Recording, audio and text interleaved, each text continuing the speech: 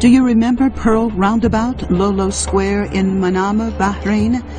It used to look like this, but now it looks like this.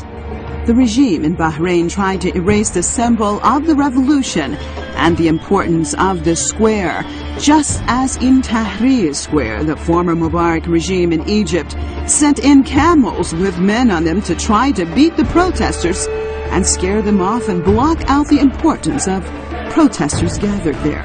Now from Tahrir, we go to Taksim Square in Istanbul, Turkey. The Turkish government has decided that the most well-known square in the country, along with Gezi Park, should be made into a shopping center. Why would Ankara decide to destroy this historic area? And why now? Is a shopping center that important? Or is there another reason for the decision?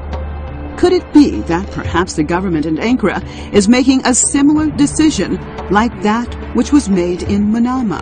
Removing symbols are very significant. Taksim Square is the center of resistance and demonstrations.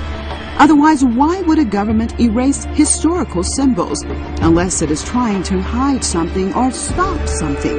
In Manama, the government destroyed Lolo Square because they thought it could stop the revolution in progress by destroying the place that people would gather for demonstrations. Though Manama destroyed the symbol, the revolution continues. And in Turkey, from the decision made by the government to destroy this historic area has come the outcry of the Turkish people. From the plan to cut down the trees of Gezi Park and transform this area, Ankara is witnessing the transformation of its people from keeping quiet to rising up. Demonstrations broke out in Istanbul and has spread throughout the country. There are no longer demonstrations protesting just the destruction of a historic area. There are protests against the destruction of the direction that the Turkish people want their government to go in. The government has responded harshly with tear gas, water cannons, and arrests.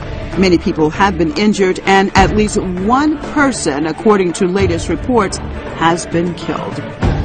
The Turkish people are fed up with a government they see as more and more going in a different direction than what its people want. The Turkish people did not want its nation to get involved in the Syrian situation, but the government did. The Turkish people kept saying that they had no problems with its neighbors and that ultimately by being involved it could affect Turkey itself. But the government of Tayyip Erdoğan continued to have a deaf ear towards its people and continued working with the Americans and the Saudis and others to overthrow the government in Damascus. The Turkish government approached the Syrian situation as if there was sheer hatred for the Syrians. Even recently, a new bridge was built in Istanbul and named Yavuz Sultan Selim. Why did you decide to name the bridge after the king who killed tens of thousands of Alevis and fought with Iran and conquered Syria? What message are you trying to give? Are you promoting blood being spilled? Why don't you promote peace? Why have you chosen a path of confrontation and hatred? And now what has happened from the roots of hatred even inside of Turkey itself? The group that Ankara supports in Syria, 6 members of Al-Qaeda al-Nusra Front, has been arrested trying to plant bombs in Adana. Why did you support these terrorists to begin with, that now they're inside of Turkey and threatening the country? Now that you have refused peace, the path that your people wanted, now the streets in many Turkish towns are filled with your own people calling for the government to fall. As you beat your people and attack them with tear gas and water cannons, do you think that you are promoting democracy? Or are your lies finally coming apart for the world to really see what the government of Erdoğan is and what it stands for? It does not stand for Islam. It does not stand for democracy, but simply is another pawn in the hands of the Americans.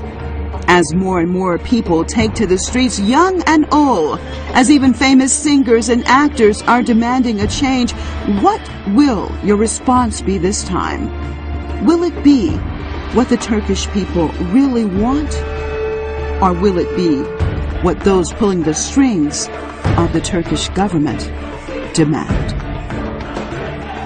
Kendi halkına zulmeden bu rejimin iktidarda kalmasını sağlayacak hiçbir planı desteklememiz söz konusu olamaz ve olmamalıdır.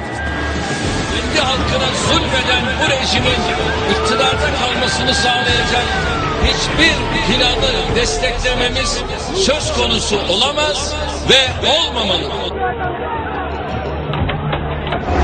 Ve halkın sesini halen baskı ve şiddetle susturmaya çalıştığını görüyoruz.